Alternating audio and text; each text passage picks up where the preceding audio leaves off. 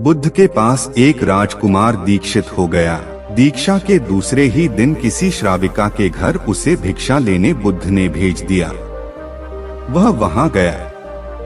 रास्ते में 2-3 घटनाएं ऐसी घटीं लौटते में उनसे वह बहुत परेशान हो गया।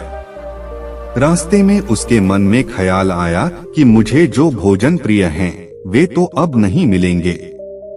लेकिन श्राविका के घर जाकर पाया कि वही भोजन थाली हैं जो उसे बहुत प्रीतिकर हैं। वह बहुत हैरान हुआ। फिर सोचा संयोग होगा, जो मुझे पसंद है वही आज बना होगा। वह भोजन करता है, तभी उसे ख्याल आया कि रोज तो भोजन के बाद में विश्राम करता था 2 घड़ी, आज तो फिर धूप में वापस लौटना है। लेकिन तभी उस श्राविका ने कहा कि भिक्षु बड़ी अनुकंपा होगी अगर भोजन के बाद 2 घड़ी विश्राम करो। बहुत हैरान हुआ।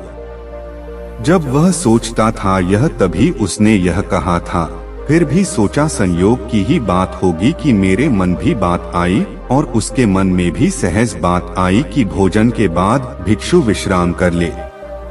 चटाई बिछा दी गई, वह लेट गया। लेटते ही उसे ख्याल आया कि आज न तो अपना कोई साया है, न कोई छप्पर है अपना, न अपना कोई बिछौना है। अब तो आकाश छप्पर है, जमीन बिछौना है। यह सोचता था, वह श्राविका लौटती थी। उसने पीछे से कहा, भंते, ऐसा क्यों सोचते हैं? न तो किसी की शया है, न किसी का साया है। अब संयोग मानना कठिन था, अब तो बात स्पष्ट थी। वह उठकर बैठ गया और उसने कहा कि मैं बड़ी हैरानी में हूँ। क्या मेरे विचार तुम तक पहुँच जाते हैं? क्या मेरा अंतःकरण तुम पढ़ लेती हो? उस श्राविका ने कहा, निश्चित ही। पहले तो सबसे पहले स्वयं के विचारों का निरीक्षण शुरू किया था, अब तो हालत उल्टी हो गई। स्वयं के विचार तो निरीक्षण करते करते क्षीण हो गए और विलीन हो गए। मन हो गया निर्विचार। अब तो जो निकट होता है उसके विचार भी निरीक्षण में आ जाते हैं। वह भिक्षु घबराकर खड़ा हो गया और उसने कहा कि मुझे आज्ञा दें, मैं जाऊं। उसके हाथ पैर कंपने लगे। उस श्राविका ने कहा, इतने घबराते क्यों हैं?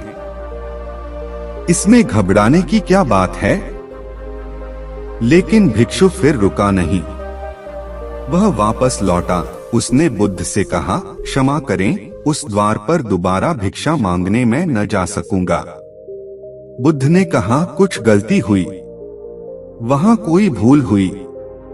उस भिक्षु ने कहा, न तो भूल हुई, न कोई गलती। बहुत आदर सम्मान और जो भोजन मुझे प्रिय था वह मिला। लेकिन वह श्राविका, वह युवती दूसरे के मन के विचारों को पढ़ लेती है। यह तो बड़ी खतरनाक बात है, क्योंकि उस सुंदर युवती को देखकर मेरे मन में तो कामवासना भी उठी, विकार भी उठा था। वह भी पढ़ लिया गया होगा। अब मैं कैसे वहां जाऊं? कैसे उसके सामने खड़ा होऊंगा? मैं नहीं जा सकूंगा, मुझे क्षमा करें। बुद्ध ने कहा, वहीं जाना पड़ेगा। अगर ऐसी क्षमा मांगनी थी तो भिक्षु नहीं होना था।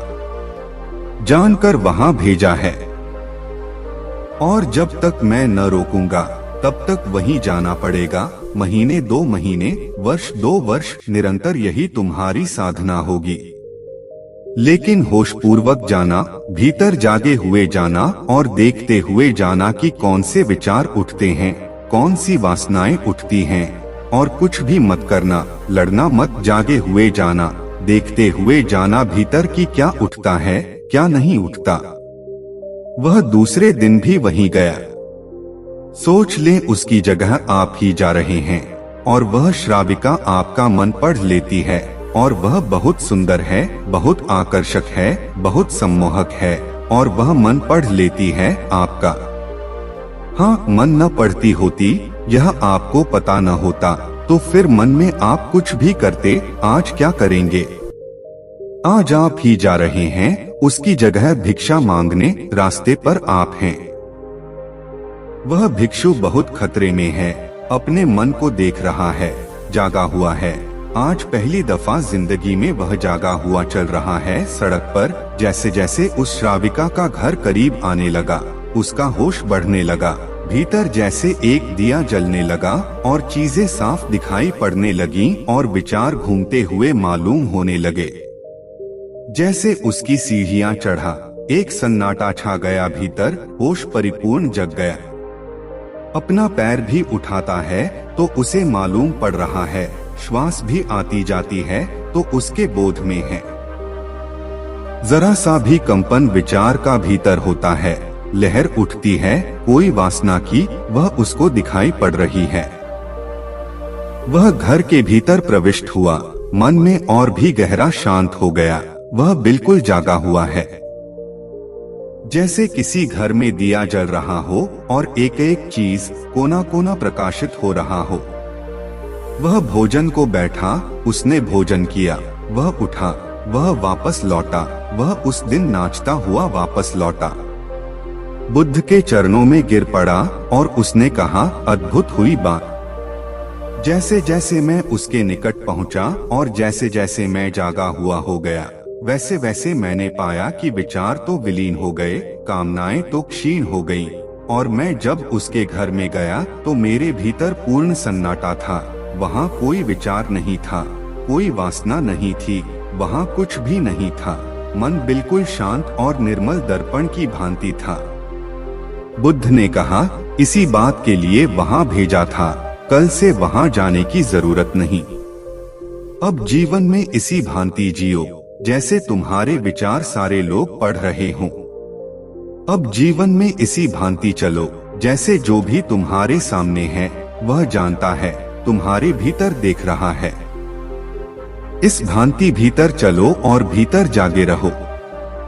जैसे जैसे जागरण बढ़ेगा वैसे वैसे विचार वासनाएं क्षीण होती चली जाएंगी। जिस दिन जागरण पूर्ण होगा उस दिन तुम्हारे जीवन में कोई कालिमा, कोई कलुष रह जाने वाला नहीं है। उस दिन एक आत्मक्रांति हो जाती है। इस स्थिति के जागने को, इस चैतन्य के जागने को मैं कह रहा हूँ।